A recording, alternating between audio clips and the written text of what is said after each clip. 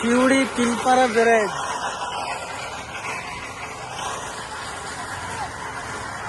Suri Tilpara bridge no entry লেগে গেল, তার কারণ দেখাচ্ছি আমি। কঠিন অবস্থা ব্রিজের, নো এন্ট্রি হয়ে গেল ব্রিজ। তার কারণ এইও ফেটে গিয়েছে, খুবই অবস্থা খারাপ। মানুষই শুধু হেঁটে হেঁটে পেরিয়ে দিয়েছে, আর দু একটা মোটরসাইকেল যেগুলো ঢুকে আছে ওইগুলো পেরিয়ে দিয়েছে। এছাড়া সব সিল এবার।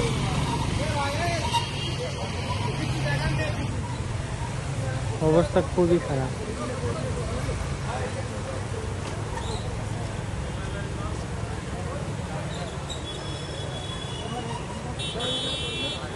এদিকে আর পানি মানি ছাড়ে না, ওইদিকে ছাড়ছে।